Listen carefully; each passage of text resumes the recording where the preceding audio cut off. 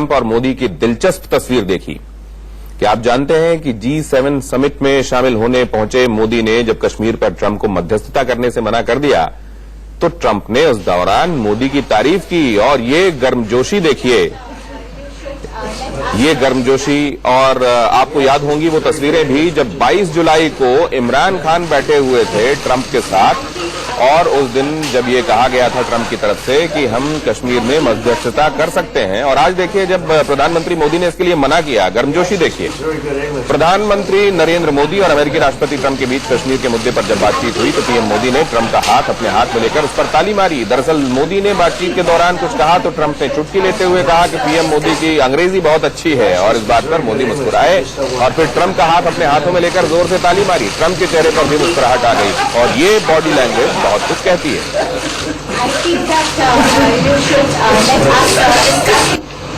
He actually speaks very good English. We just don't want to talk.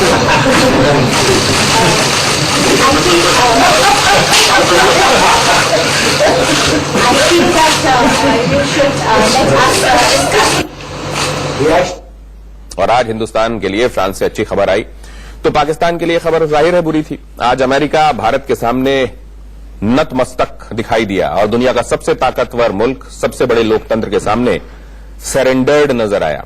Kashmir पर मध्यस्थता का राग अलापने वाले डोनाल्ड ट्रंप के सामने जब नरेंद्र मोदी पहुंचे तो ट्रंप के सुर बदले हुए थे। आज मोदी बोल रहे थे, ट्रंप सुन रहे थे। मोदी बता रहे थे और बहुत ध्यान से ट्रंप सुन रहे थे। कश्मीर पर कोई तीसरा दखल नहीं देगा, जब ये कहा गया तो ट्रंप खामोश थे और जब मोदी के सुर कड़े हुए तो ट्रंप सिर्फ मुस्कुरा कर रह गए। तस्वीरें देखिए और पूरी कहानी आपको समझ में आ जाएगी। दरअसल उस मुस्कुराहट के पीछे एक दर्द और एक खिसियाहट छिपी हुई थी जो मोदी की कूटनीतिक जीत की मुनादी थी।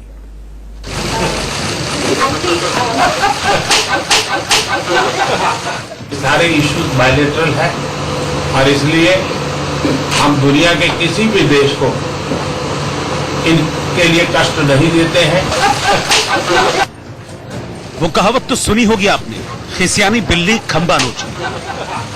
लेकिन यहां तो दुनिया के सबसे ताकतवर मुल्क के प्रेसिडेंट के पास कुछ भी नोचने को बचा नहीं। इसीलिए झेप कर हंस दिए क्योंकि मोदी की एक एक बात तमाचे की तरह लग रही थी। चलिए अब आपको ट्रंप के खिसियाने की पूरी वजह बताएं। उससे पहले जरा इनकी हंसी देखिए, एक खींच सी नजर आई, फिर इनकी बॉडी लैंग्वेज देखिए। ऐसा लगता है जैसे सन्नाटे में चले गए हों बाहुबली ट्रंप। लेकिन भुजा का जोर तब काफूर हो गया जब दुनिया के बाहुबली लोकतंत्र के स्वामी नरेंद्र मोदी ने हाथ मारकर बता दिया कि कश्मीर पर मत टकराओ ट्रंप, ये हमारा आपस का मामला है। कश्मीर मामले में तुम्हारा क्या काम ट्रंप? सारे इश्यूज बायलेटरल है और इसलिए हम दुनिया के किसी भी देश को इनके लिए कष्ट नहीं देते हैं। और मुझे विश्वास है कि भारत और पाकिस्तान जो 1947 के पहले एक ही थे, हम मिलजुल करके हमारी समस्याओं पर चर्चा भी कर सकते हैं और समाधान भी कर सकते हैं। दरअसल G7 के वक्त मोदी ट्रंप की मुलाकात पहले से तय थी और सबको इंतजार भी था, क्योंकि कश्मीर पर ट्रंप दो बार बिचौलिए की बात कह चुके हैं और हर बार भारत विपक्षी मामला बोलकर मना करता रहा है। G7 के दौरान मुलाकात से तस्वीर साफ होने वाली थी कि अमेरिका का रुख क्या रहने वाला है। कूटनीति के तौर पर यह दुनिया का सबसे बड़ा मसला बन चुका है। लेकिन एक बार फिर से देश के प्रधानमंत्री नरेंद्र मोदी ने साबित कर दिया कि यूं ही कोई नरेंद्र मोदी नहीं बन जाता, यूं ही कोई भारत का प्रधानमंत्री नहीं बन जाता और यूं ही कोई दुनिया में भारत का डंका नहीं बजा पाता। दो एक जैसी कुर्सी है, एक तरफ भारत के प्रतिनिधि मंडल के सदस्य और दूसरी तरफ अमेरिका के प्रतिनिधि मंडल के सदस्य, सामने मीडिया कर्मी। मोदी जानते थे पहला सवाल ही कश्मीर पर होगा, लेकिन उनकी तैयारी तो उस दिन से थी जब से कश्मीर से 370 हटाई गई थी। और फिर देखिए, बिना रोक टोक के, बिना घबराए, एकदम फुल कॉन्फिडेंस के साथ दुनिया को बता दिया कश्मीर हमारा था, है और रहेगा। पाकिस्तान के प्रधानमंत्री के चुनाव के बाद जब मैंने उनको टेलीफोन किया था तब मैंने उनसे कहा है कि पाकिस्तान को भी गरीबी के खिलाफ लड़ना है, भारत को भी गरीबी के खिलाफ लड़ना है, पाकिस्तान को भी अशिक्षा के खिलाफ लड़ना है, भारत को भी अशिक्षा के खिलाफ लड़ना है, पाकिस्तान को भी बीमारी के खिलाफ लड़ना है, भारत को भी बीमारी के खिलाफ लड़ना है। हम दोनों देश मिलकर के गरीबी के खिलाफ लड़ें, हमारी असुविधाओं के खिलाफ लड़ें और हम मिलकर के दोनों देश की आवाम की भलाई के लिए काम करे। ये संदेश मैंने पाकिस्तान के प्रधानमंत्री जी को भी दिया है और राष्ट्रपति ट्रंप से भी हमेशा हमारे बायलैटरल संबंधों के संबंध में बात होती रहती। अब इस दौरान अमेरिका के प्रेसिडेंट ट्रंप की बॉडी लैंग्वेज देखिए। ऐसा लग रहा था जैसे वो उठना चाह रहे हो, क्योंकि वो जो चाहते थे वो तो हो नहीं पाया और उनका झूठ मोदी ने सरेआम बेपर्दा कर दिया। अब ट्रंप के पास मोदी से हाथ मिलाने के अलावा कोई चारा नहीं था, इसीलिए हंसी ठिठोली करके अपने दिल के दर्द को छुपाने की कोशिश करने लगे। कश्मीर पर साफ था कि भारत किसी तीसरे की मध्यस्थता नहीं चाहता और ट्रंप ने भी इसे सबके सामने स्वीकार किया। Spoke last night about Kashmir, and the Prime Minister really feels he has it under control. I mean, they speak with Pakistan, and I'm sure that they will be able to do something that will be very good. I spoke about it last night at Gulf. यानी अब साफ हो गया कि कश्मीर पर पाकिस्तान को करारी शिकस्त मिल चुकी है और भारत की शानदार जीत, वो भी तब जब ट्रंप ने 2 मौकों पर बिचौलिए की भूमिका निभाने को कहा था। भारत ने बार बार कहा था, लेकिन ट्रंप को समझ नहीं आया। इसीलिए मोदी ने वो दांव चला कि अब ट्रंप चाहकर भी दोबारा कश्मीर पर कुछ नहीं कह पाएंगे।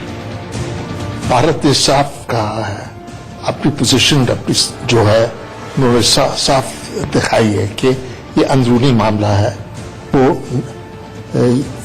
बर्दाश्त करने के लिए तैयार नहीं है कि और लोग आके कुछ कहें।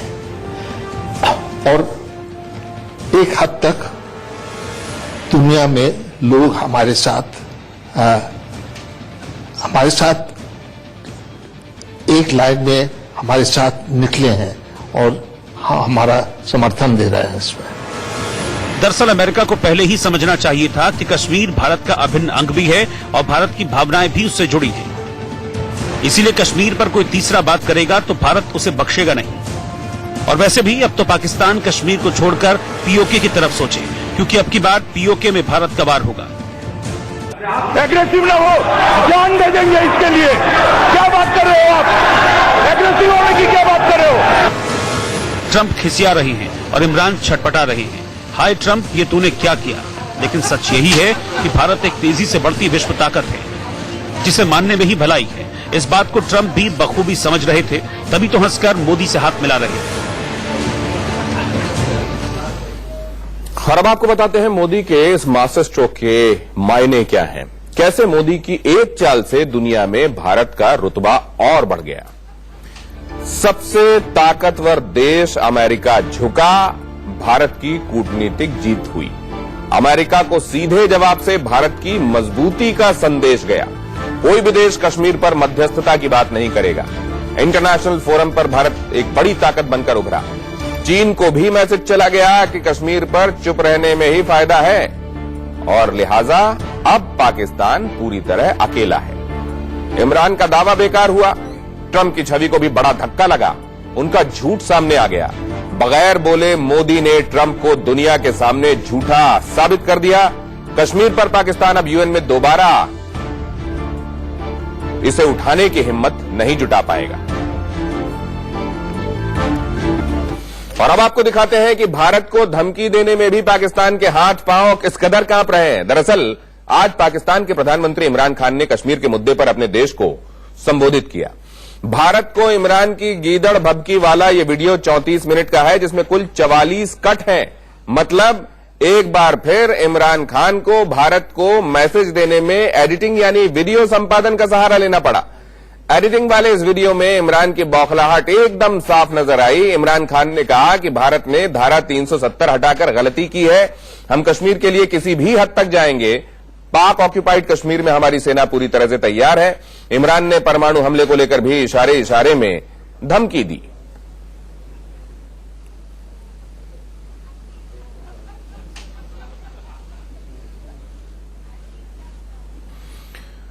जम्मू कश्मीर में अनुच्छेद 370 हटाए जाने के बाद से पूरे पाकिस्तान में तनाव का माहौल है। पाकिस्तान के न सिर्फ नेता बल्कि वहां के सेलिब्रिटी भी भड़काऊ बयान दे रहे हैं। ये रिपोर्ट देखिए।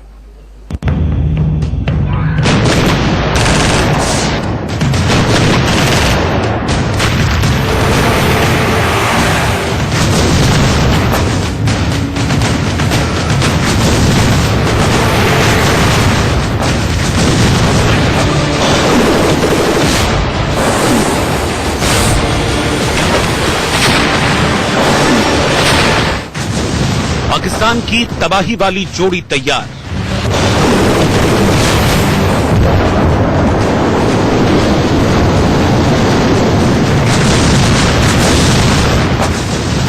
पोस्टर लगाकर इमरान हाफिज का ऐलान। इमरान सरकार डबल युद्ध के लिए बेकरार।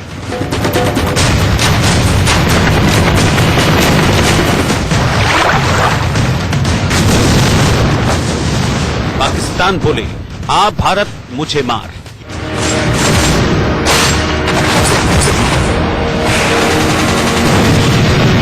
मुझे अज़ाइम नजर आ रहे हैं ये जो नरेंद्र मोदी की हुकूमत है, जो ये नजरिए के ऊपर जा रहे हैं, ये अगर मसला जंग की तरफ चला गया तो याद रखें कि न्यूक्लियर हथियार हैं दोनों मुल्कों के पास, और जो न्यूक्लियर जंग है वो कोई भी नहीं जीतेगा, लेकिन ये नहीं कि यहां भी तबाही मचेगी, ये दुनिया के ऊपर इसके असर जाएंगे। इसलिए जिम्मेदारी आज आलमी कम्युनिटी के ऊपर है, बड़े बड़े जो सुपर पावर्स हैं, बड़े मुल्क हैं, उनके ऊपर है। और दुनिया आए हमारे साथ या ना है, पाकिस्तान तो अब हर हद तक जाएगा, हर सतह पे आखिरी सांस तक उनके साथ जाएंगे। सुना आपने, ये पाकिस्तान के वजीर आजम का डर है, ये पाकिस्तान के ऊपर भारत का खौफ है। जिस तरह मैंने पहले कहा, मैं कश्मीर का एम्बेसडर बनूंगा दुनिया में। मैं कश्मीर का जो हालात हैं, जो पैगाम है, जो सिचुएशन है, वो मैं दुनिया में लेके जाऊंगा, दुनिया के मीडिया पे उठाऊंगा। जिन हेड्स ऑफ स्टेट से अभी तक मेरी बात हो चुकी है, उन सबको मैंने आगाह किया, और आगे भी इंशाल्लाह जिन जिन से बात होगी मैं उनको सबको बताऊंगा कि कश्मीर में हो क्या रहा है और हमारा मुकाबला किससे हो रहा है। ये कोई आम हुकूमत नहीं है, ये एक ऐसी हुकूमत है जो कि एक ऐसे खौफनाक नजरिए पे, आइडियोलॉजी पे चल रही है जिसने पहले दुनिया में बड़ी तबाही मचाई है। जो सारा मकसद इसका आज की आपका खिताब का वो ये है कि बहुत जरूरी है कि कश्मीर के साथ दुनिया खड़ी हो या ना हो, पाकिस्तान की अवाम खड़ी हो, और जिसने पहले दुनिया में बड़ी तबाही मचाई है। जो सारा मकसद इसका आज की आपका खिताब का वो ये है कि बहुत जरूरी है कि कश्मीर के साथ दुनिया खड़ी हो या ना हो, पाकिस्तान की अवाम खड़ी हो और पाकिस्तान की हुकूमत खड़ी हो। हम एक बन के कश्मीर को पैगाम दें, वो 80 लाख कश्मीरी जो इस वक्त कर्फ्यू के नीचे हैं, हम सारी कौम उनको पैगाम दे कि हम उनके साथ खड़े हैं। जम्मू कश्मीर से धारा 370 हटाने के बाद पाकिस्तान को अपने हाथ से पीओके गंवाने का डर सताने लगा है। गृहमंत्री अमित शाह के नए संकल्प के बाद पाकिस्तान किस कदर बौखलाया हुआ है, किस कदर वो भारत को बार बार उकसा रहा है, उसकी दो तस्वीरें देखिए। एक तस्वीर बताती है कि पाकिस्तान के वजीर आजम इमरान खान अपने मुल्क में किस तरह आतंकियों को पाल पोस रहे हैं। जमात उद दावा के इस पोस्टर में इमरान आतंकियों के साथ नजर आ रहे हैं। दूसरी तरफ उनके रेल मंत्री शेख रशीद पीओके के नाम पर भारत को गीदड़ भभकी दे रहे हैं। पाकिस्तान खुद इतना बड़ा मुल्क है, अगर इस पर हमला हुआ तो बर्रे सगीर का नक्शा बदल जाएगा।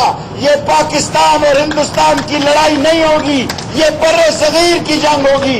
और जो मोदी हिंदुइज्म, हिंदू तत्व की बात कर रहा है, ये मजहब की लड़ाई लड़ रहा है। मुसलमानों, आइन तबाह कर दिया, 153,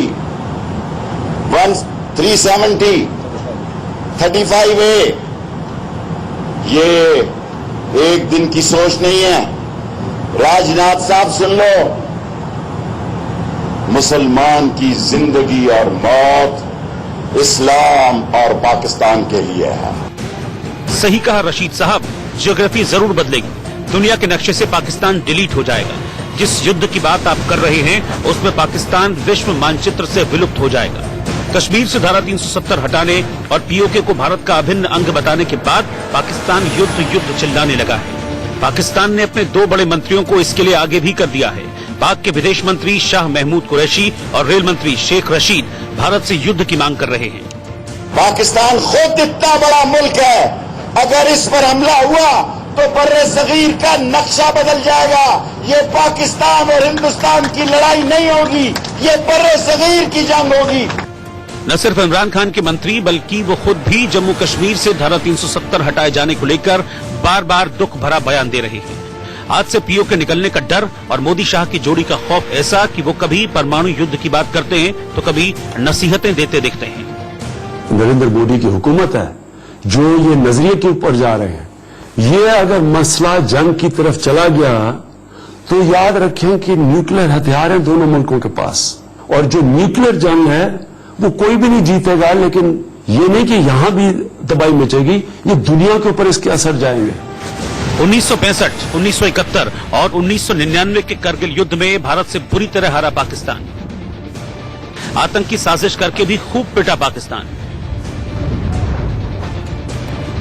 मोदी सरकार ने सर्जिकल स्ट्राइक और एयर स्ट्राइक कर पाकिस्तान को औकात दिखा दी, लेकिन पाकिस्तान है कि मानता नहीं। सिर्फ पिटा ही नहीं, भारत से हेकड़ी दिखाकर लुट भी चुका है पाकिस्तान। लेकिन कंगाल पाकिस्तानी ज्ञान उड़ेलने से बाज नहीं आ रहे। वहां के सियासतदानों से लेकर सेलिब्रिटी तक भारत के सामने युद्ध युद्ध चिल्ला रहे हैं। मोदी साहब को तो पता है, पहले भी मैंने कहा था ये कावड़ लोग हैं, ये डरपोक लोग हैं। ये अभी तक इन्होंने किया क्या? हम ये तो न्यूक्लियर पावर, हम न्यूक्लियर पावर हमने ऐसे ही नहीं देखना, हमने चलाने के लिए रखा हुआ है। हमें मौका चाहिए और हम साफ कर देंगे। पूरी पाकिस्तानी कौम जो है वो आपके साथ खड़ी भी है और आपके इस दुख में जो है बराबर के शरीक, और हम अल्लाह ताला से यही दुआ करेंगे कि आप पे जो मुश्किल टाइम है अल्लाह ताला इंशाल्लाह इस मुश्किल टाइम से आपको निकाले और इंशाल्लाह एक अच्छा वक्त जरूर आएगा इंशाल्लाह। पाकिस्तान भारत को उकसाने और युद्ध की मांग के एजेंडे पर काम कर रहा है, जबकि भारत की तरफ से सिर्फ रक्षा मंत्री राजनाथ सिंह ने उसे इशारों में समझाने की कोशिश की है, लेकिन पाकिस्तान है कि मानता ही नहीं। ये बात सच है कि जहां तक हमारी न्यूक्लियर पॉलिसी का सवाल है उसमें नो फर्स्ट यूज कि आज तक हमारी पॉलिसी यही है। अब भविष्य में क्या होगा ये सब परिस्थितियों पर निर्भर करता है। कश्मीर के मसले पर भारत में जो कुछ चल रहा है, विपक्ष जो राजनीति कर रहा है, पाकिस्तान इसे भी ढाल बना रहा है। साथ ही अरुंधति रॉय के एक बयान पर भी बवाल मचा है। अरुंधति रॉय ने एक बयान में दावा किया कि पाकिस्तानी सरकार कभी भी अपने देश की जनता के खिलाफ अपनी सेना का इस्तेमाल नहीं करती है, बल्कि भारत कश्मीर को लेकर ऐसा कर रहा है। इस बयान को लेकर सोशल मीडिया पर अरुंधति रॉय को ट्रोल किया जा रहा है। इंडियन कैनेडियन पत्रकार तारिक फतेह ने ट्विटर पर लिखा, अरुंधति रॉय दावा कर रही हैं कि पाकिस्तान ने अपनी सेना का इस्तेमाल अपनी जनता के लिए कभी नहीं किया। क्या ये अंधी और बहरी हो गई है? क्या 1971 में पाक सेना द्वारा बांग्लादेश नरसंहार में 3 मिलियन की मौत नहीं हुई थी? क्या वो बलूचिस्तान की हालत से अनजान है? वो शाब्दिक रूप से पाकिस्तान ISI ब्रीफिंग नोट पढ़ रही है। भारत बार बार कश्मीर को आंतरिक मामला बता रहा है। पाकिस्तान दुनिया के मंच पर इस मुद्दे को उछालकर मुंह की खा चुका है, लेकिन कंगाल और बेहाल पाकिस्तान युद्ध युद्ध चिल्ला रहा है। दरअसल उसका एजेंडा युद्ध करने का नहीं, उकसाने का है, क्योंकि उसे पता है कि अगर युद्ध हुआ तो विश्व के मानचित्र से वो विलुप्त हो जाएगा। Bureau report, India News. Pakistan बार बार युद्ध की धमकी देता है और पाकिस्तान अगर भारत के खिलाफ युद्ध छेड़ता है तो दोनों देशों के बीच परमाणु युद्ध तय है। अगर इन दोनों महादेशों में महायुद्ध होता है तो अंजाम क्या होगा? दुनिया पर इसके असर क्या होंगे? ये रिपोर्ट देखिए।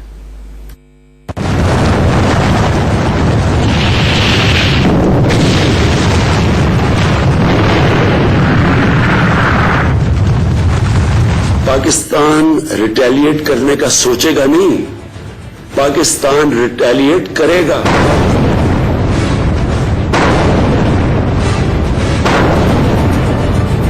अगर हमें अपने सर्वाइवल के लिए, अपनी बका के लिए हमें ये हथियार इस्तेमाल करने पड़े तो अल्लाह के फजल से हमारे पास हथियार मौजूद हैं।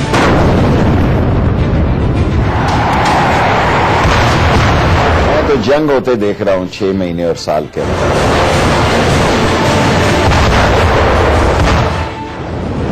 धमकी धमकी धमकी, जब देखो तब पाकिस्तान परमाणु हमले की धमकी देता है। खुद के गिरेबान में झांकता नहीं और हर मुद्दे पर गीदड़ भभकी दिखाने लगता है। आतंकियों को पालने की पोल खुलने के बाद उसका सबसे ताकतवर प्रोपेगेंडा यही होता है कि परमाणु हमले की धमकी दे दी जाए।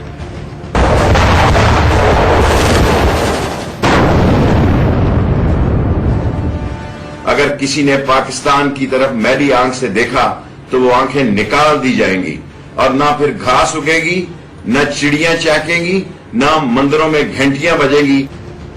कश्मीर से धारा 370 हटाने के बाद से पाकिस्तान की तरफ से रोज नया ड्रामा सामने आता है। कभी संसद में इमरान खान घड़ियाली आंसू बहाते हैं, कि अगर हम आखिरी कतरे तक लड़ेंगे तो वो कौन सी जंग होगी? वो जंग होगी जो कोई नहीं जीत सकता। कभी पाकिस्तान में कश्मीर के लिए प्रदर्शन होता है, कभी पाकिस्तान के विदेश मंत्री धमकाते हैं। पीएम मोदी दुनिया के नेताओं से मिलकर कश्मीर के मुद्दे पर भारत के मजबूत रुख की जानकारी देने में जुटे हैं और वहीं भारत का विपक्ष पाकिस्तान की भाषा बोल रहा है। सवाल यह है कि क्या कश्मीर पर कांग्रेस और पाकिस्तान की पॉलिटिक्स एक जैसी है? आखिर कांग्रेस कश्मीर पर कैसी सियासत कर रही है? मुझे इन्वाइट किया है तो मैं आया हूँ, फिर आप कह रहे कि नहीं आ सकते। पाकिस्तान का काम राहुल ने किया आसान। प्रियंका के कश्मीर ज्ञान से इमरान को फायदा। राहुल के बयान को हाथों हाथ लपक रहा पाकिस्तान। कश्मीर राग से पाकिस्तान में सुर्खियां बटोर रहे राहुल। राहुल के मिशन कश्मीर से पाकिस्तान में मौका जम्मू कश्मीर से धारा 370 हटाए जाने के बाद पाकिस्तान जिस ताक में बैठा था वो राहुल गांधी ने उसे हाथ में थमा दिया। 24 अगस्त राहुल को श्रीनगर एयरपोर्ट पर रोकने की घटना को पाकिस्तान ने हाथों हाथ लपका और वहां के हुक्मरान राहुल की दुहाई देने लगे। वहां का मीडिया फेक न्यूज फैलाने के प्रोपेगेंडा में जुट गया। पाकिस्तानी मीडिया में यहां तक चर्चा हुई कि कश्मीर दौरे पर राहुल गांधी को नजरबंद किया गया। जम्मू कश्मीर से धारा 370 हटाए 3 हफ्ते बीत चुके हैं। घाटी अमन की राह पकड़ रहा है, लेकिन विपक्ष की आंखों में बदलता कश्मीर शूल की तरह चुभ रहा है। जम्मू कश्मीर को लेकर वहां का जो गवर्नर साहब खुद कहते हैं, सरकार भी दावा करते हैं, जो हालात सामान्य होते जा रहे हैं। तो जब सरकार दावा करते हैं, जब वहां के गवर्नर दावा करता है, जब हालात सामान्य होते जा रहे हैं, यार सामान्य हो गए हैं बहुत सारे इलाके में, 2-4 जगह छोड़ के बाकी सारे कश्मीर घाटी में सब कुछ ठीक ठाक चल रहा है। तो इसके बाद अगर कोई ऑल पार्टी डेलीगेशन जाए, कोर्ट से वो निकलने ना पाए, खड़े खड़े फिर वापस लौटना पड़े, तो इसमें क्या साबित होता है? मेरे इनविटेशन के मुद्दे को अनएंडिंग बिजनेस कर लिया है। मैंने एक स्टेज पे जब उन्होंने कहा था कि वहां लोग मर रहे हैं, गोलियां चल रही, तब उन्हें कहा था कि ऐसा नहीं है और आपको यकीन ना हो आप आके देख लें। 5 दिन तक उन्होंने कोई किसी तरह का जवाब नहीं दिया। उसके बाद उन्होंने कहा कि मैं लोगों को लेके जाऊंगा, मैं कैदियों से मिलूंगा, जो नजरबंद हैं लोग उनसे मिलूंगा, फौज से मिलूंगा। तो मैंने उसके बाद कहा कि ये हमको स्वीकार्य नहीं है कंडीशनल आपका आना, और मैं इसको विड्रॉ करता हूं, ये ऑन रिकॉर्ड है। इसके बाद मैंने कहा कि मैं इसको एडमिनिस्ट्रेशन पे छोड़ता हूं, आप आना चाहें, एडमिनिस्ट्रेशन ठीक समझेगा आपको अलाउ कर देगा, नहीं समझेगा नहीं करेगा। लोकसभा चुनाव में लगातार 2 बार बीजेपी से पटखनी खा चुकी कांग्रेस बैकफुट पर, इसलिए कश्मीर जैसे मुद्दे को वो हाथ से गंवाना नहीं चाहती। लेकिन बीजेपी कहती है कि राहुल का कश्मीर दौरा पब्लिसिटी स्टंट से ज्यादा कुछ और नहीं। मुझे हंसी आती है। प्रधानमंत्री कहते हैं कि हालात ठीक हैं, गवर्नर कहता है कि राहुल गांधी आना चाहें तो मैं जहाज भेज दूं, राहुल गांधी जाते हैं तो उन्हें वापस कर दिया जाता है। शिवसेना कहती है कि हम अरेंजमेंट कर सकते हैं। हो क्या रहा है इस देश के अंदर? क्या स्थिति है कश्मीर की? अगर वहां पे जाना चाहते हैं और आप जाने नहीं दे रहे, आप क्या छुपाना चाहते हैं? पब्लिसिटी के लिए वो गए थे और पब्लिसिटी मिल गई, और क्या चाहिए उनको? जम्मू कश्मीर के लिए कांग्रेस ने कभी गंभीर थी ना है, सिर्फ कांग्रेस पार्टी उस पर सियासत कर रही है, बयानबाजी कर रही है। भैया राहुल मिशन कश्मीर को हवा देने में लगे तो बहन प्रियंका भी उनका साथ देने कूद पड़े। प्रियंका ने ट्विटर पर 2012 बैच के केरल के आईएएस अधिकारी जी कन्नान के इस्तीफे का जिक्र किया और लिखा, एक कमरे में जहां लोग सर्वसम्मति से चुप्पी की साजिश को बनाए रखते हैं, सच्चाई का एक शब्द पिस्तौल की गोली की तरह लगता है। प्रियंका ने एक दिन पहले भी राहुल का एक वीडियो शेयर किया। वीडियो में हवाई यात्रा के दौरान एक कश्मीरी महिला राहुल से बात कर रही, वो पाबंदियों पर नाराजगी जाहिर करती। प्रियंका ने ट्विटर पर लिखा, ऐसा कब तक चलेगा? ये उन लाखों लोगों में से एक है जिनकी आवाज राष्ट्रवाद के नाम पर दबाई जा रही है। ये उनके लिए है जो विपक्ष पर मामले का राजनीतिकरण करने का आरोप लगा रहे हैं। आपको बता दें कि राहुल की अगुवाई में 9 पार्टियों के 12 नेता शनिवार को मिशन कश्मीर पर निकले थे। प्लेन में बैठकर राहुल की टीम श्रीनगर एयरपोर्ट पर पहुंची, लेकिन प्रशासन ने उन्हें एयरपोर्ट से बाहर ही नहीं निकलने दिया। एयरपोर्ट पर जमकर हंगामा हुआ। रविवार को राहुल गांधी ने ट्वीट किया, जम्मू कश्मीर के लोगों की स्वतंत्रता और नागरिक आजादी पर अंकुश लगाए हुए 20 दिन हो गए हैं। विपक्ष और मीडिया को तब जम्मू कश्मीर के लोगों पर किए जा रहे कठोर बल प्रयोग और प्रशासनिक क्रूरता का एहसास हुआ जब उन्होंने शनिवार को श्रीनगर का दौरा करने की कोशिश की। पाकिस्तानी सरकार, अखबार और न्यूज चैनल ने राहुल के बयान और ट्वीट को फौरन लपका और फिर से भारत के खिलाफ उसे बोलने का मौका मिल गया। Indian leadership, elected leadership of India, flew into Srinagar to assess for themselves and to find out what the facts were. Because as you know, there's an iron curtain. Media is not being allowed. Nothing is coming out. Channels of communication are still suspended. The way they were treated, arrested, and deported, put on the next flight back to Delhi. That, I categorically said, has exposed the true face of this government. They claim to be a democratic government, but their actions in reality are fascist in nature. यानी हंगामा तो श्रीनगर में हुआ, लेकिन खुशियां पाकिस्तान में मनाई जाएंगी। राहुल ब्रिगेड के नाम पर पाकिस्तान अपना काम निकालने में लग गया। जो पाकिस्तान चाहता था वो विपक्ष ने कर दिया। लेकिन बीएसपी प्रमुख मायावती ने ट्वीट कर कहा कि विपक्ष को इस मुद्दे पर संयम रखना चाहिए। मायावती ने लिखा, देश में संविधान लागू होने के लगभग 69 वर्षों के उपरांत इस धारा 370 की समाप्ति के बाद अब वहां पर हालात सामान्य होने में थोड़ा समय अवश्य ही लगेगा। इसका थोड़ा इंतजार किया जाए तो बेहतर है, जिसको माननीय कोर्ट ने भी माना है। जो बात मायावती समझ चुकी वो बात विपक्ष की 9 पार्टी के नेताओं को समझ क्यों नहीं आती, जिस पर सुप्रीम कोर्ट भी कह चुका है कि सरकार को थोड़ा वक्त देना चाहिए। लेकिन राहुल गांधी और विपक्ष कश्मीर के मुद्दे पर जो कुछ कर रहे हैं उससे देश के अंदर उनका और देश के बाहर भारत का नाम खराब हो रहा है, क्योंकि उनके कश्मीर दौरे वाली वीडियो और बयान को पाकिस्तान भारत के खिलाफ इस्तेमाल कर रहा है। Bureau report, India news.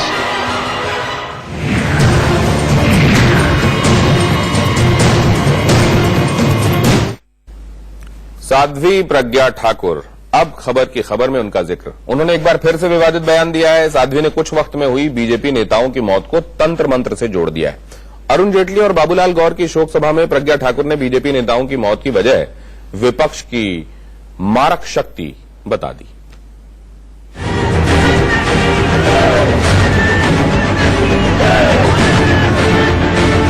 गौर की शोक सभा में प्रज्ञा ठाकुर ने बीजेपी नेताओं की मौत की वजह विपक्ष की मारक शक्ति बता दी।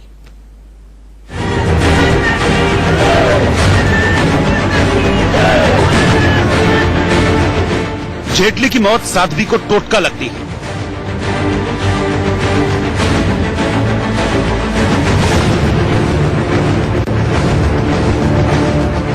सुषमा की मौत प्रज्ञा को तंत्र मंत्र से जुड़ी लगती है।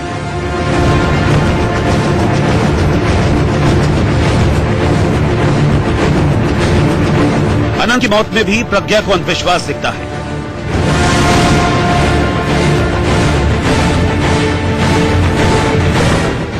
मनोहर पर्रिकर की मौत के पीछे भी अदृश्य ताकत दिखती है।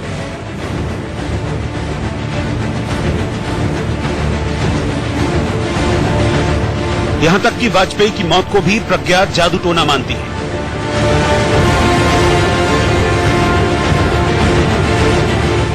प्रज्ञा ठाकुर बीजेपी नेताओं की मौत के पीछे विपक्ष की मारक शक्ति मानती है।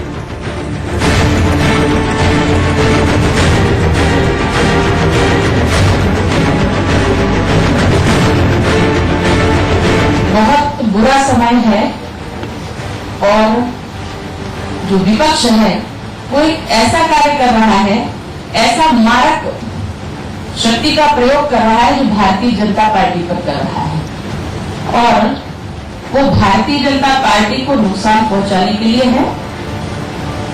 निश्चित रूप से भारतीय जनता पार्टी के कर्मठ, योग्य और ऐसे लोग जो भारतीय जनता पार्टी को संभालते हैं उन पर असर करेगा, उनको हानि पहुंचा सकता है। आप टारगेट हैं, इसलिए ध्यान रखिएगा और ये होने वाला है। कभी सुषमा जी, बाबूलाल जी, फिर जेटली जी और ऐसे क्रमशः जो हमारे नेता पीड़ा सहते सहते और जाते। बीजेपी का हिंदुत्ववादी चेहरा साध्वी प्रज्ञा ठाकुर जो अब विवादित चेहरा बन चुका है, क्योंकि साध्वी कुछ न कुछ ऐसा बयान देती हैं जो सियासी गलियारों में खूब उछलता है और उस पर संग्राम होता है। एक तरफ जहां पूरी बीजेपी गमगीन है क्योंकि साल भर में ही बीजेपी के कई दिग्गज नेता परलोक सिधार गए। करीब करीब सभी नेताओं की मौत का कारण लंबी बीमारी बताया गया, लेकिन साध्वी प्रज्ञा ठाकुर कुछ नया ज्ञान लेकर आई है। साध्वी को लगता है कि सभी की मौत के पीछे विपक्ष की साजिश है। वो मारक शक्ति का इस्तेमाल कर रहा है जिससे बीजेपी नेताओं की मौत हो रही है। साध्वी प्रज्ञा ने यह बयान भोपाल में दिया।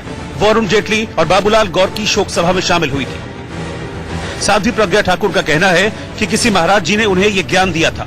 उस वक्त वो भूल गई थी, लेकिन जेटली और दूसरे बीजेपी नेताओं की मौत से उनके ज्ञान चक्षु खुल गए और उन्हें महाराज जी की कही बातें याद आ गई।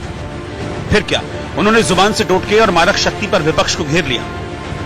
बहुत बुरा समय है और जो विपक्ष है वो एक ऐसा कार्य कर रहा है, ऐसा मारक शक्ति का प्रयोग कर रहा है जो भारतीय जनता पार्टी पर कर रहा है और वो भारतीय जनता पार्टी को नुकसान पहुंचाने के लिए है। निश्चित रूप से भारतीय जनता पार्टी के कर्मठ, योग्य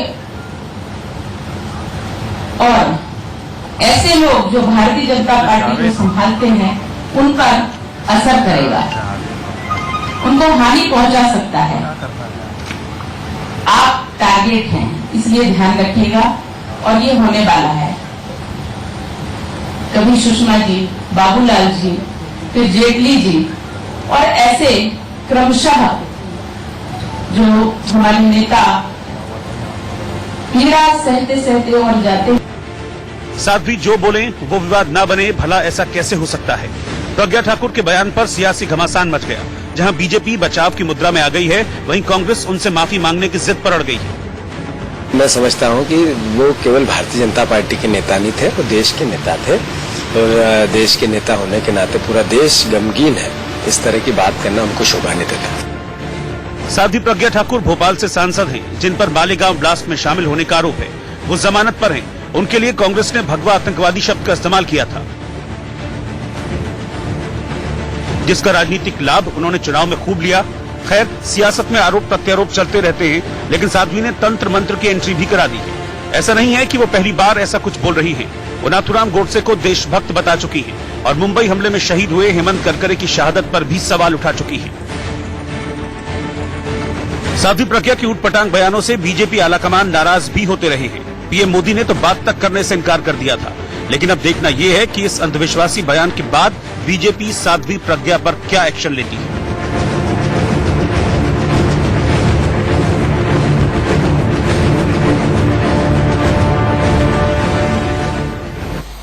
और उधर पी चिदम्बरम, उनकी मुश्किलें बढ़ती जा रही हैं। कोर्ट ने 4 दिन की माफ कीजिए और रिमांड दे दी है और इस बीच कई राज खुलने के आसार हैं। अब सवाल ये उठ रहा है कि मोदी सरकार की करप्शन पर जीरो टॉलरेंस पॉलिसी में अगला नंबर किसका है, क्योंकि 22 भ्रष्ट अधिकारियों को मोदी सरकार ने जबरन रिटायरमेंट पर भेज दिया है। ऐसे में सियासी गलियारों में चर्चा है कि चिदम्बरम के बाद अगला नंबर किसका।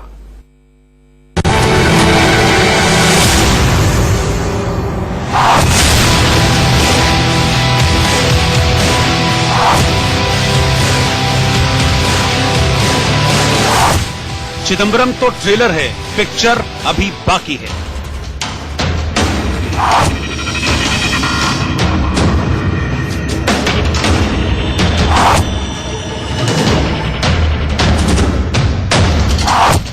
और पिक्चर की शुरुआत भी हो चुकी है।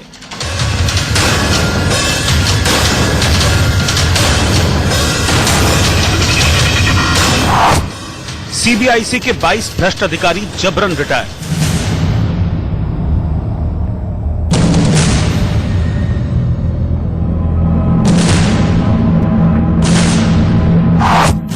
मोदी ने कहा था, न खाऊंगा न खाने दूंगा।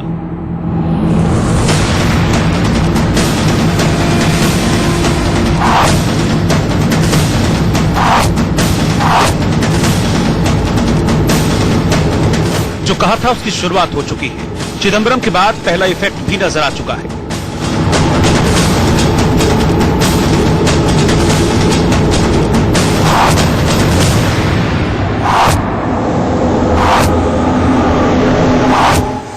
केंद्रीय अप्रत्यक्ष कर और सीमा शुल्क बोर्ड यानी सीबीआईसी ने 22 सीनियर अफसर्स को जबरन रिटायरमेंट दे दिया है। सुपरिटेंडेंट रैंक के 22 अफसर भ्रष्टाचार और अन्य मामलों में आरोपी हैं।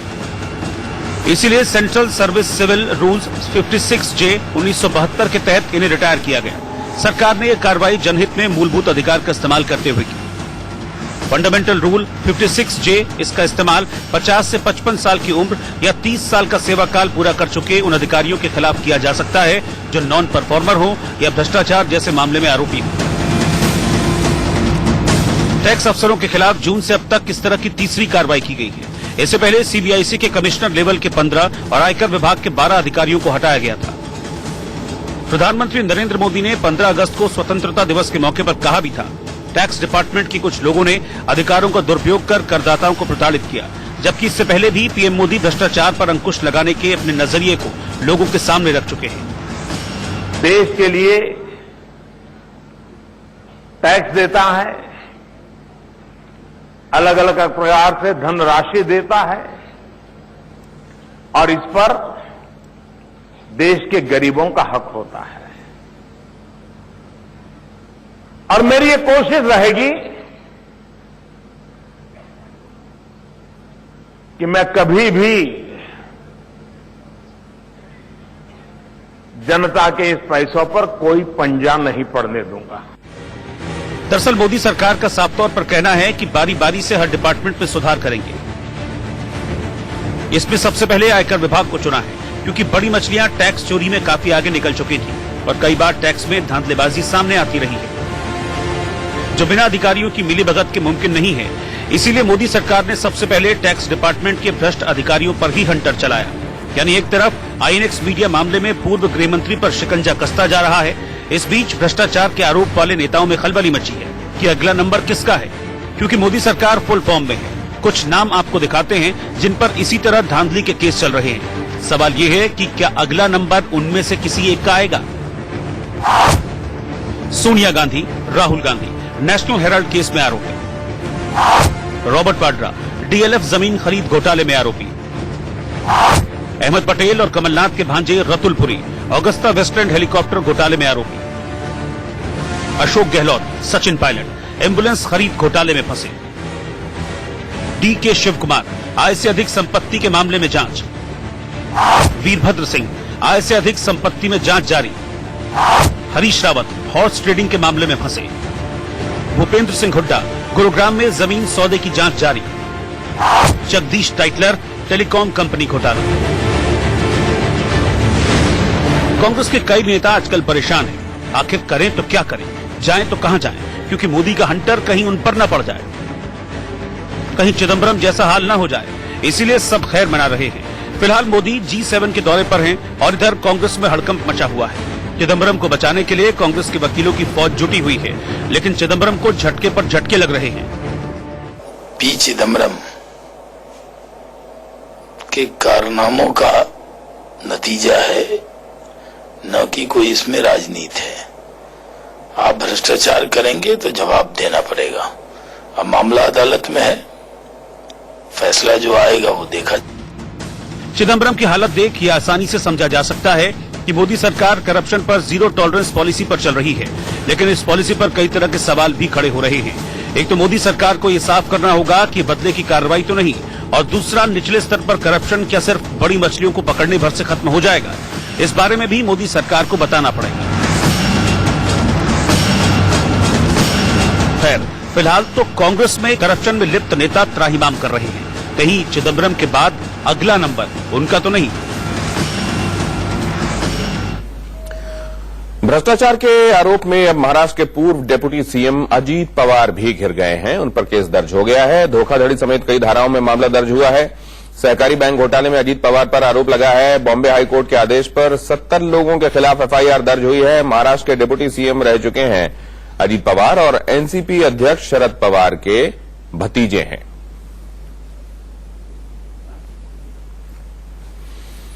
तो पूर्व गृह मंत्री पी चिदंबरम को सुप्रीम कोर्ट और सीबीआई कोर्ट दोनों से एक बार फिर झटका लगा।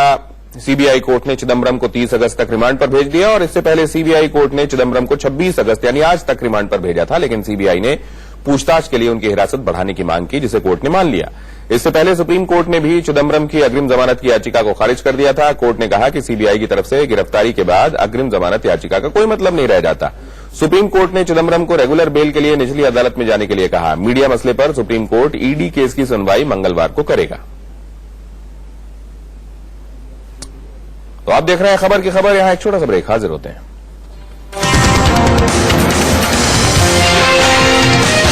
रहने वाले इरमिम शमीम ने एम्स की प्रवेश परीक्षा पास कर ली है।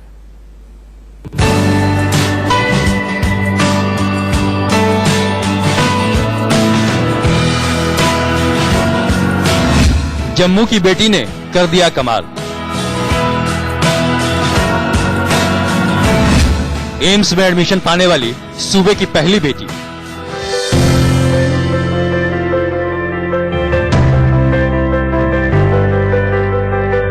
दिल में अगर जज्बा हो, कुछ कर गुजरने का जुनून हो, तो बड़े से बड़ा लक्ष्य भी इंसान के आगे बौना साबित होता है। इसे सही साबित कर दिखाया है घाटी यानी जम्मू कश्मीर की बेटी इरमिम शमीम ने। राजौरी के रहने वाले इरमिम को मेडिकल के टॉप इंस्टीट्यूट एम्स में एडमिशन मिल गया है। जम्मू कश्मीर पिछले कुछ दिनों से कई सारी परेशानियों को लेकर, दफा 370 हटने को लेकर और बंद और कर्फ्यू को लेकर चर्चा में रहा है, मगर आज चर्चा किसी और चीज का। जी हाँ, आपको बता दूं, जम्मू के राजौरी जिले जो कि दूरदराज का एक इलाका है और खासतौर पे बॉर्डर का इलाका है, वहां की एक बच्ची ने जिसका नाम इरम शमीम है, एम्स का जो है टेस्ट क्वालिफाई किया है और कहीं ना कहीं ना सिर्फ अपने परिवार बल्कि पूरे राज्य का नाम जो है रोशन किया है।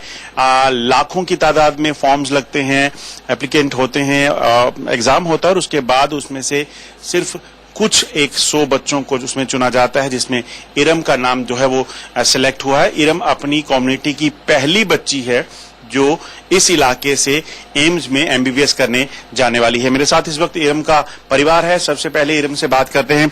इरम, कैसा लग रहा है? तो बहुत ही अच्छा लग रहा है, बहुत अच्छी फीलिंग है कि मैंने एम्स का जो one of the toughest exam है इंडिया का वो क्वालिफाई कर लिया है और बहुत ही अच्छी फीलिंग हो रही है। यहाँ एक छोटा सा ब्रेक, आप देख रहे हैं खबर की खबर।